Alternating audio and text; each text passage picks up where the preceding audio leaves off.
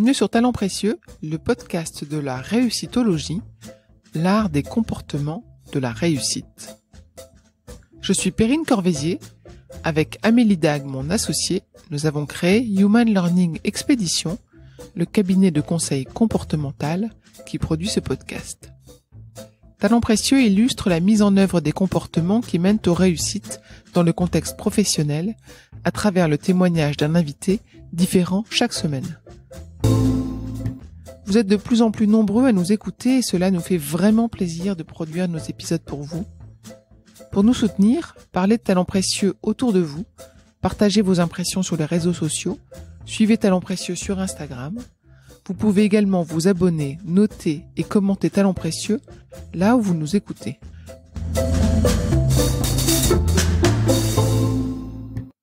Que ce soit des succès quotidiens, des succès plus de reconnaissance, des succès business évidemment. Voilà, et puis toujours un équilibre entre vie familiale et vie professionnelle qui est pour moi la base.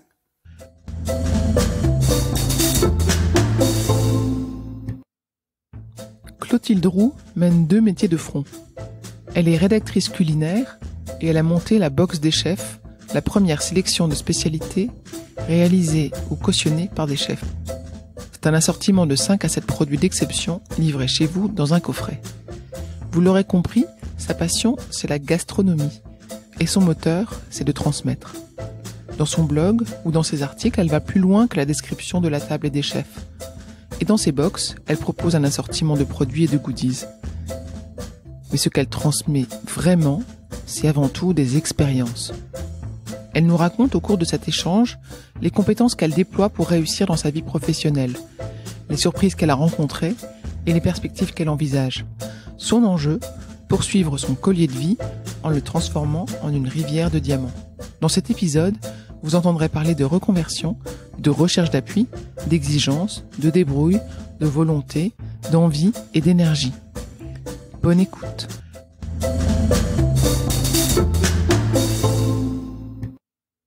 Bonjour Clotilde. Bonjour Perrine. Merci de m'accorder du temps ce matin. On va y aller directement sur la question qui m'intéresse. Quel est votre métier aujourd'hui ? Alors je pense qu'on ne peut pas dire que j'ai un seul métier, puisque j'ai 2 activités principales déjà. Je suis rédactrice culinaire d'un côté et entrepreneuse de l'autre, puisque j'ai monté une société qui s'appelle la Box des chefs, qui est un coffret d'épicerie de produits de chefs, il y a maintenant près de 2 ans. D'accord. On va peut-être décortiquer chacun des 2 axes. Le premier, à quoi consiste ce métier-là ? Alors, faire de la rédaction culinaire, c'est créer du contenu, raconter des histoires autour de produits, d'artisans et de chefs, puisque c'est un point qui me plaît particulièrement, la partie coulisses et la partie chef cuisinier. Donc c'est raconter ces histoires, décrire des lieux et des expériences culinaires. On vous commande des textes ou c'est vous qui allez proposer un texte et quelle est la destination de ce texte ? Alors j'ai démarré en fait après une reconversion dont on parlera peut-être tout à l'heure. J'ai démarré par un blog il y a maintenant 8 ans pour raconter mes expériences au restaurant sans aucune ligne éditoriale, sans commande. Et puis petit à petit, je me suis orientée vers le papier. Donc j'ai pigé et je pige toujours pour pas mal de supports. Et là, c'est plutôt moi qui vais proposer des sujets, des thématiques. Et puis, en accord avec le magazine, on met en place les papiers. Qu'est-ce qui vous plaît dans ce métier-là ? Ce sont les rencontres en fait avec les personnes, interviewer encore une fois les chefs notamment, pâtissiers, cuisiniers, les directeurs de salle, toutes ces personnes qui font vivre une vraie expérience au restaurant, puisque c'est ça qui m'anime aujourd'hui. Donc vous décrivez des ambiances, des personnalités, mais aussi le plat, la nourriture, le menu ? Je m'attarde quand même un petit peu moins sur la partie gustative parce que c'est quand même très subjectif. Tout le monde n'aime pas les mêmes choses, on ne ressent pas forcément les mêmes émotions au même moment. Donc il y a effectivement, je donne, on va dire, mon avis après ou une recommandation, mais voilà, elle est prise comme telle. Après, ce qui m'intéresse beaucoup, ce sont les personnalités des gens. Qu'est-ce qui fait qu'un chef va transformer un produit simple, brut ou noble en une assiette complètement incroyable qui va me transcender. Vous découvrez des secrets à chaque fois ? Oui, ça m'arrive, mais je ne vais pas les dévoiler. L'objectif de vos articles, c'est quoi in fine ? C'est de transmettre ma passion, mais surtout donner envie aux gens de découvrir les personnes dont je parle ou les lieux que je décris. Ça a toujours été une passion, ce sujet-là, parce que je vois que vous avez aussi fondé une entreprise sur ce même domaine. Donc, est-ce que petite déjà, c'était un sujet pour vous ? Oui, la cuisine, ça a toujours été un sujet. Je pense dans mon éducation, de par ma vie de famille. Ma mère et ma grand-mère étaient de grandes cuisinières, on va dire familiales. Hein, c'était pas de la gastronomie, mais j'ai toujours été élevée dans le bien manger, dans la recherche du bon produit, aller au marché, cuisiner le matin pour le midi pour le soir, parler au déjeuner, du prochain menu du dîner. Enfin, j'ai été vraiment élevée dans cette ambiance-là. Et j'ai toujours aimé rôder un peu dans les cuisines, derrière les casseroles de ma mère et de ma grand-mère. Donc c'est vrai que c'est quelque chose qui m'a toujours tenu à cœur. Et puis après, au fil du temps, découvrir de nouveaux restaurants, de nouveaux bistrots. Voilà, c'est quelque chose qui fait partie de mon quotidien, à titre personnel d'abord. Et puis maintenant, évidemment, à titre professionnel. Mais à la base, j'en ai pas fait mon métier. J'étais dans un autre secteur, donc la communication digitale, qui n'avait absolument rien à voir. Vous êtes vous-même cuisinière ?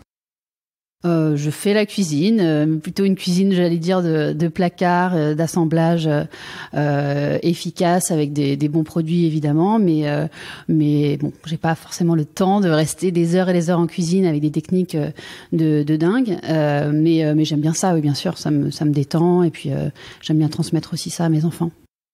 Est-ce qu'un de vos rôles, c'est aussi d'aller décrypter les nouvelles tendances ou d'aller analyser ce qui arrive dans ce secteur-là ou pas du tout ? Alors, un rôle peut-être pas, mais évidemment je m'y intéresse.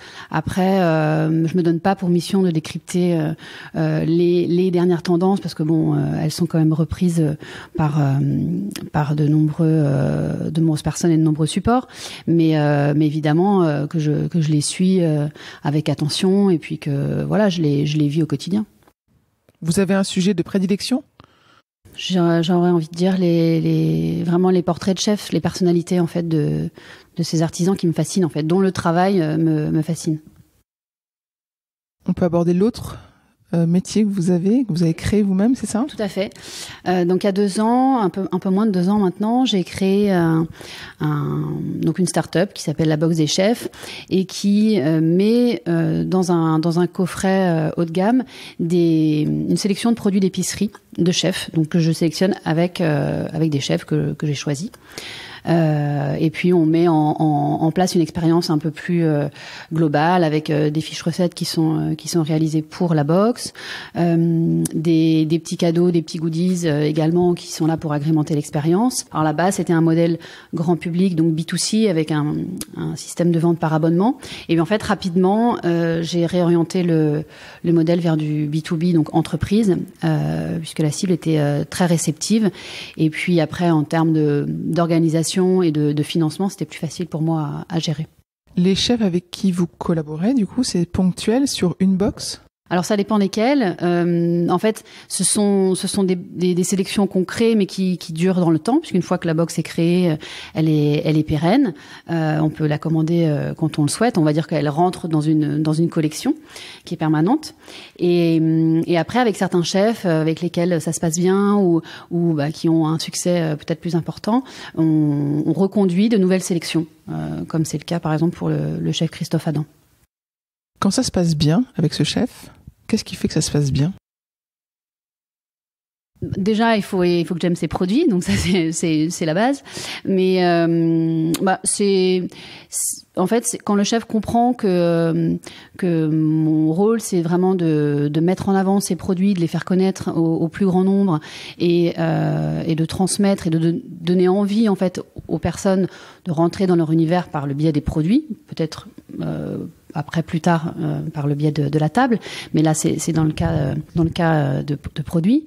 Voilà, quand on se comprend sur ce sujet-là, c'est on va dire que de la bienveillance. Après oui, il y a évidemment un côté business puisque ça leur apporte du chiffre d'affaires forcément, ça leur apporte de la communication et l'image.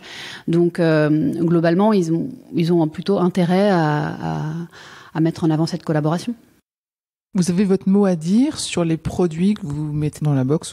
Ah oui, de toute façon, c'est moi qui les sélectionne avec les chefs et évidemment, je goûte tous les produits qui sont dans la box. Si je les aime pas, globalement, je vais pas les mettre. Vous avez créé combien de box aujourd'hui? 18. D'accord. Et 18 box, oui. Et donc, votre modèle, vous disiez B2B, c'est-à-dire que vous allez voir les entreprises pour qu'elles commandent pour leurs salariés, pour leurs équipes? Voilà, ça peut être soit un cadeau d'affaires interne pour récompenser leurs équipes, par exemple, donc un cadeau salarié, mais ça peut être aussi des cadeaux clients, ça peut être pour fidéliser des partenaires, dans le cadre d'un événement. En fait, il y a pas mal d'occasions de cadeaux dans la vie d'une entreprise, que ce soit en interne ou en externe.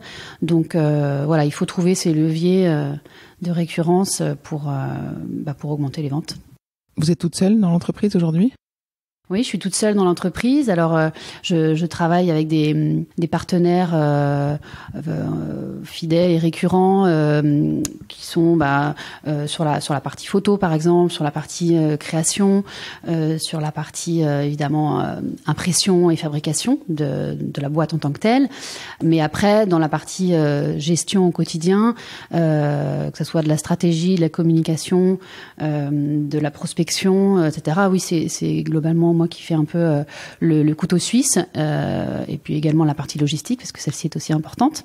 Et puis après, là, depuis quelques mois, je me fais aider d'une personne en stage, ce qui me soulage pas mal aussi.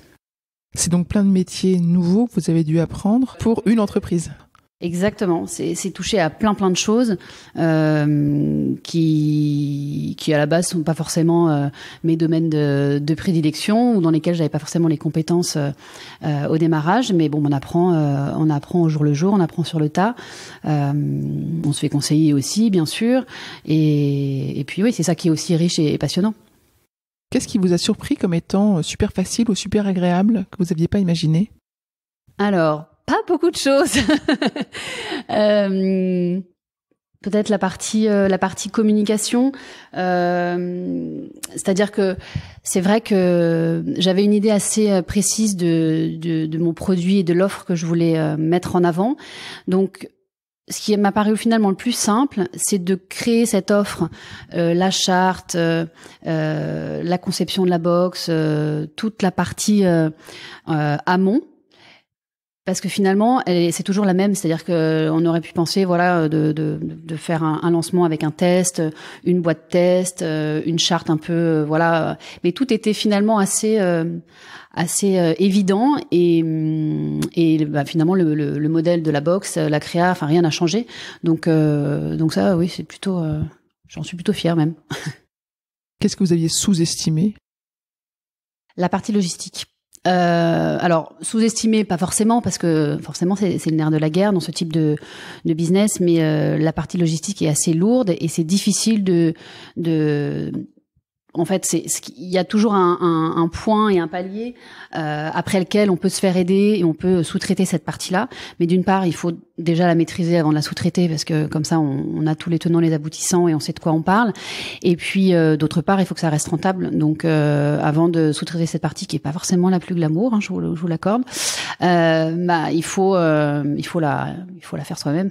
Donc, c'est quoi la logistique concrètement? Enfin, c'est quoi comme étape, par exemple? C'est assembler les produits. C'est déjà réceptionner, stocker les boîtes, c'est réceptionner les produits et puis après faire tout l'assemblage des box, oui, tout à fait, les conditionner, les envoyer. Vous avez dit que vous avez en quelque sorte pivoté, c'est-à-dire que vous êtes passé d'un modèle B2C à un modèle B2B. Alors, on va parler en langage clair, consommateur direct et puis ensuite à travers des intermédiaires. Est-ce que c'était stressant? Est-ce que c'était inquiétant? Comment est-ce que vous avez géré cette période-là? C'était pas stressant, c'était même plutôt un soulagement, puisque dès le début déjà, en parallèle du modèle grand public B2C, j'avais déjà par mon réseau des ventes entreprises qui s'étaient faites assez vite, et j'ai senti rapidement que c'était quelque chose qui pouvait potentiellement être important. Alors je pensais pas que ça le serait aussi vite, mais finalement quand j'ai switché de modèle, quand j'ai pivoté, oui, c'était plus un soulagement qu'autre chose.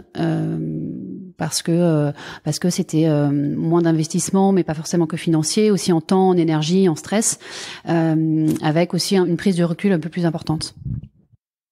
Vous êtes conseillé sur ce business model, sur l'aspect économique, ou vous voyez vous-même au fil de l'eau? Je vois plutôt moi-même au fil de l'eau. Après, j'ai dans mon entourage des personnes qui me donnent des conseils. J'ai mon mari notamment qui est très introduit dans la transformation digitale. Donc c'est vrai que il est sur cette partie-là commerciale et économique d'un grand soutien. Et puis après, non, c'est quand même pas mal au fil de l'eau. Hein. C'est un peu système D aussi de temps en temps. On se débrouille, on teste. Puis on voit si ça fonctionne. Ça sera quoi la réussite de la box des chefs? Mais ça sera d'avoir que les appels entrants pour des grosses commandes, et puis la possibilité de développer de nouveaux projets auxquels j'ai pensé depuis le démarrage de l'activité, mais qui pour l'instant sont un peu en stand-by parce qu'il faut se donner le temps aussi de stabiliser l'activité actuelle de la box telle qu'elle est.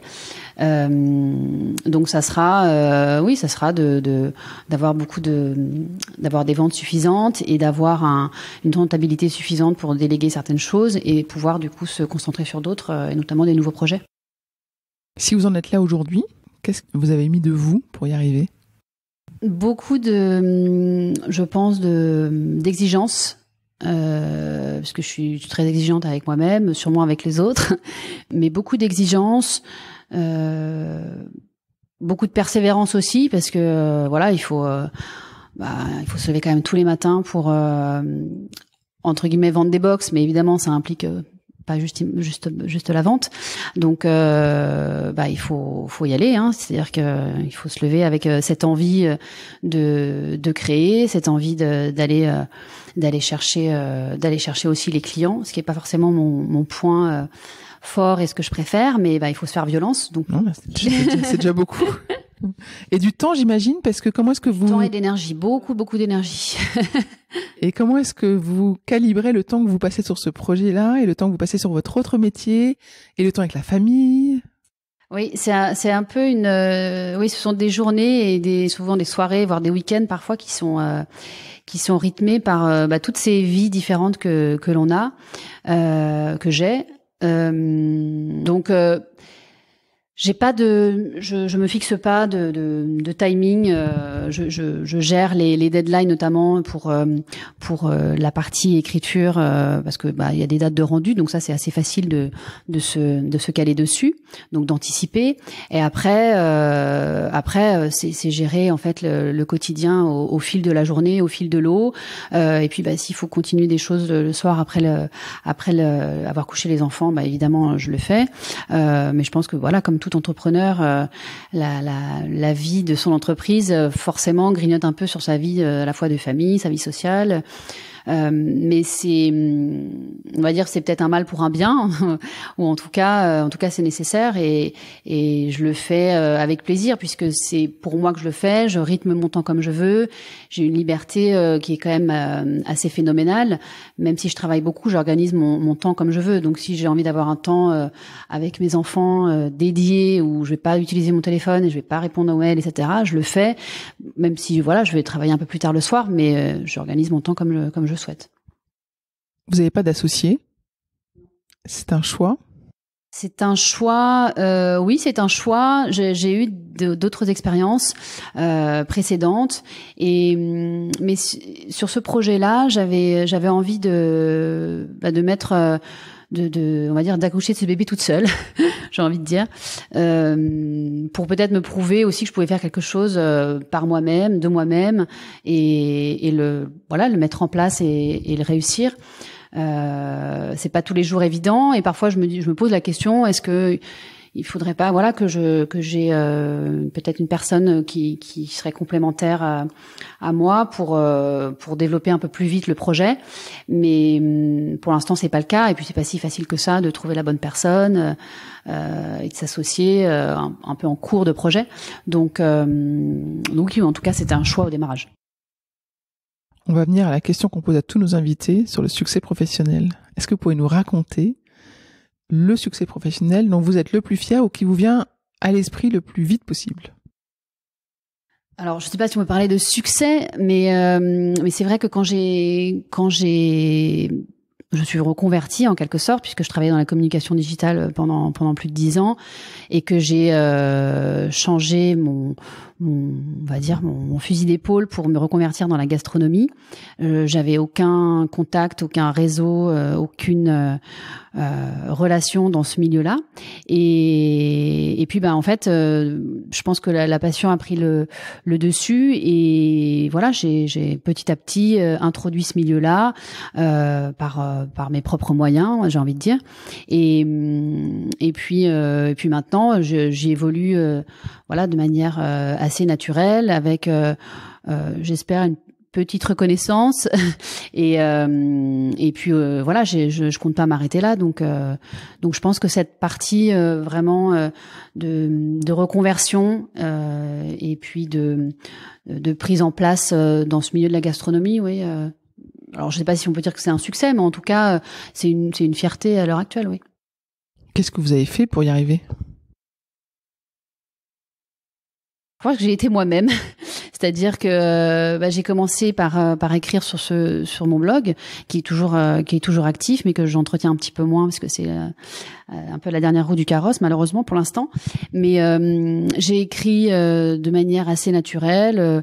Et puis petit à petit, je pense que mes recommandations et puis mes articles ont plu, et donc la partie on va dire plus formelle ou institutionnelle des magazines est venue me chercher. Donc c'est, je pense que j'ai effectivement tapé à quelques portes de rédaction, mais j'avais pas de référence, donc il a fallu un peu expliquer, démontrer, et puis tester aussi, j'imagine. Donc voilà. Donc vous avez réussi à vous faire une place dans ce secteur-là d'un point de vue audience et d'un point de vue réputation, et sur les sujets sur lesquels vous écrivez, sur ces fameux chefs en particulier.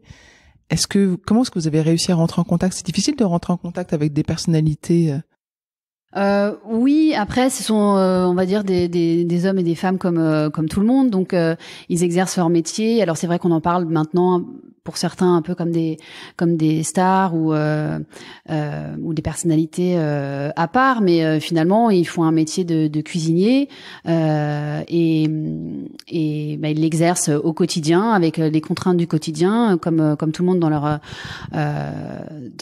non pas dans leur bureau mais dans leur cuisine ou leur laboratoire. Donc quand on met en avant leur métier, quand on parle d'eux, ils sont contents parce que ça les valorise. Ça met en avant aussi un métier qui pendant longtemps a été un peu décrié, ou en tout cas qui était relégué comme la dernière roue du carrosse. Donc ils sont plutôt preneurs de ce genre de mise en avant. Et puis et puis après, à titre personnel, j'ai fait beaucoup de tables, donc quand j'aime une table, j'y retourne souvent. Donc après, je vais souvent voir le chef en cuisine, je m'intéresse à son métier, à son équipe, aux produits qu'il utilise. Donc voilà, c'est un échange en fait qui se crée, comme une discussion qu'on pourrait avoir sur son métier ou sa famille ou d'autres sujets qui nous passionnent. Donc le lien se fait assez facilement. Et après, c'est vrai que alors c'est pas non plus un succès professionnel, professionnelle. Mais pour revenir sur la question précédente, c'est vrai que quand j'écris un article ou un portrait et que je reçois un message du chef qui me remercie et qui est content de ce que j'ai pu écrire et qui se reconnaît surtout dans ce que j'ai pu écrire, pour moi c'est la meilleure des récompenses. Est-ce que sur la box des chefs, vous avez un rêve de collaboration avec un chef? Un rêve, je pense que j'aimerais bien faire une box avec Pierre Hermé, oui. Je l'ai pas fait encore.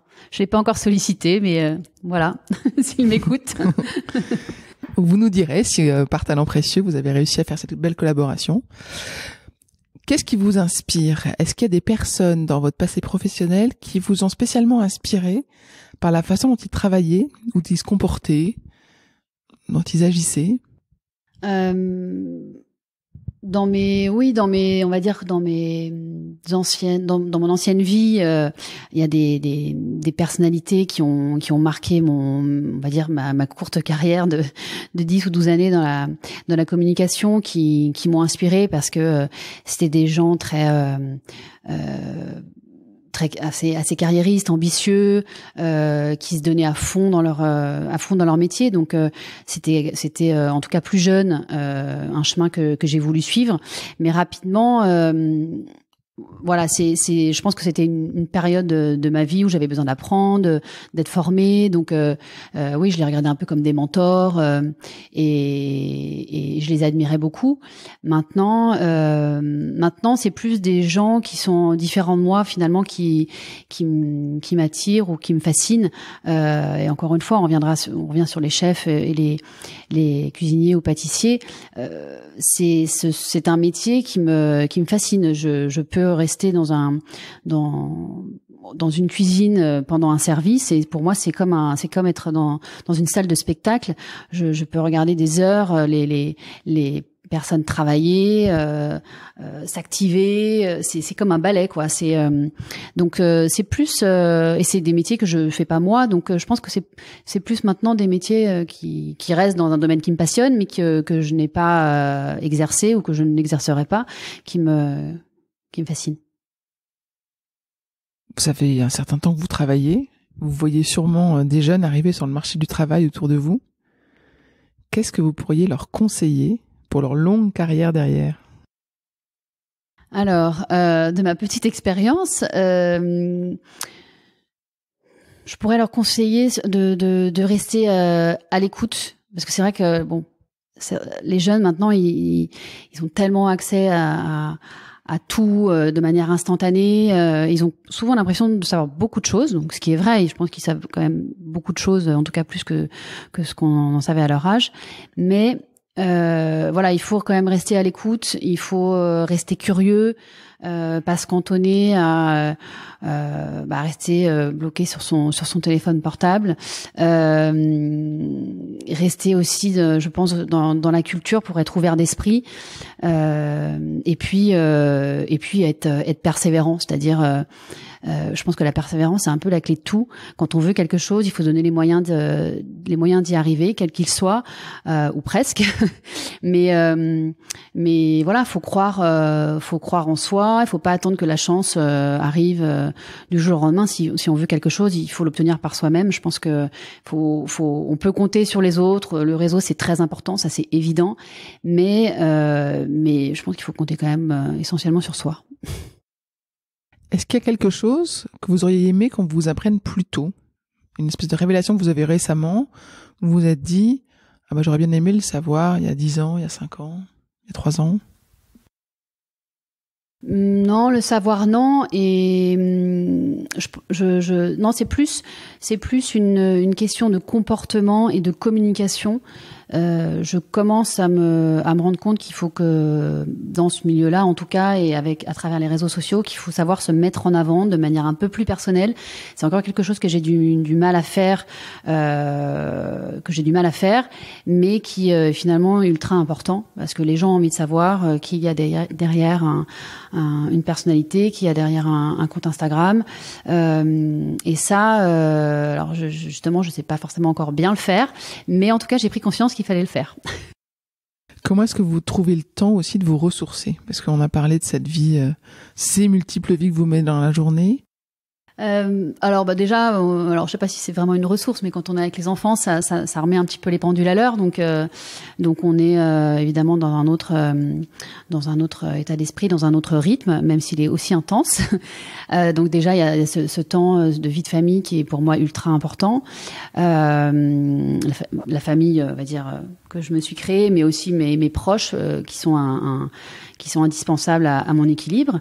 Et puis le sport qui est essentiel pour moi. Donc j'en fais le plus possible, plusieurs fois par semaine. C'est vraiment un besoin fondamental dans ma vie. Donc je fais énormément de sport. Et puis après, dès que je peux prendre un bouquin ou ne rien faire, en fait, tout simplement, c'est-à-dire essayer même 5 minutes, m'asseoir sur un fauteuil ou mon canapé, prendre un livre, un magazine, et pas forcément pour m'instruire, mais juste pour déconnecter un peu.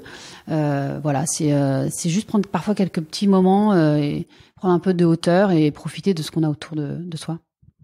Qu'est-ce que vous faites comme sport? Je fais de la course et je fais de la boxe depuis 6 ans maintenant, et c'est quelque chose qui me permet à la fois de me défouler, qui me permet aussi de manger tout ce que je veux chaque jour. Et puis j'ai découvert récemment des courses d'obstacles qui s'appellent les Spartans, et que je vais multiplier, je pense, dans l'année.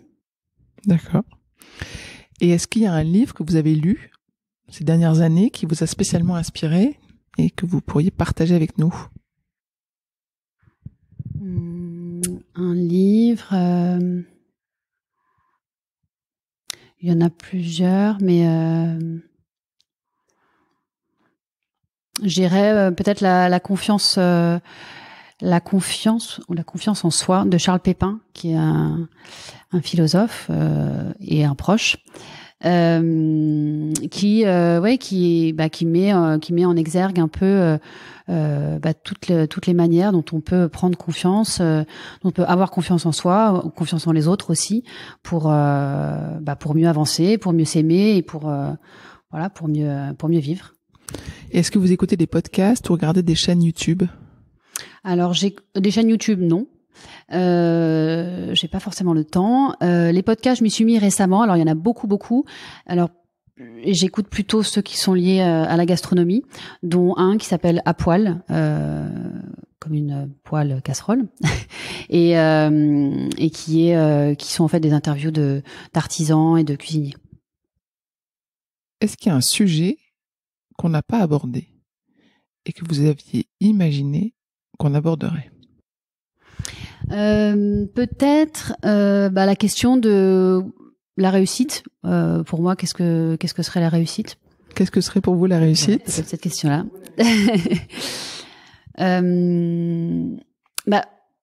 Pour moi, c'est assez subjectif, la réussite, parce que on peut avoir l'impression d'avoir réussi quelque chose, mais les autres vont pas forcément penser que c'est une réussite, ou inversement.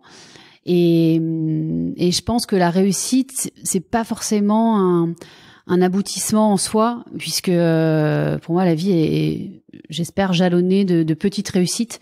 Donc voilà, c'est pas un aboutissement, parce que si on se dit voilà, j'ai réussi, qu'est-ce qui se passe après? Qu'est-ce qu'on construit d'autre?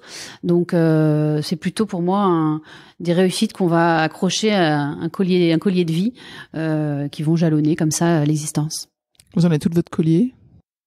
Je dirais qu'il est à la moitié. Des jolies perles? Pas mal. C'est bien. Qu'est-ce qu'on peut vous souhaiter pour la fin de votre collier, justement? Peut-être des diamants plutôt que des perles. Plein de petits, je sais pas, de succès, que ce soit des succès quotidiens, des succès plus de reconnaissance, des succès business évidemment. Voilà, et puis toujours un équilibre entre vie familiale et vie professionnelle qui est pour moi la base. Très bien, merci beaucoup. Merci à vous.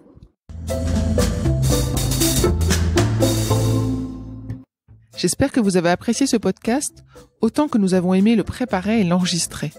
Vous retrouverez les notes et les références citées lors de cet épisode sur notre site humanlx.com, humanlx.com. Vous avez des invités à nous suggérer ? Mettez-nous en relation, nous adorons mener ces conversations sur la réussite. Talent précieux est produit par Human Learning Expedition, cabinet de conseil comportemental qui facilite les réussites des organisations en libérant 4 types de comportements gagnants. Une curiosité pragmatique, une agilité dans la durée, une audace mesurée, une collaboration inclusive. Pour en savoir plus sur HLX, connectez-vous sur HumanLX ou suivez-nous sur Facebook, Instagram, sur LinkedIn ou sur Twitter. Merci pour votre écoute et à bientôt.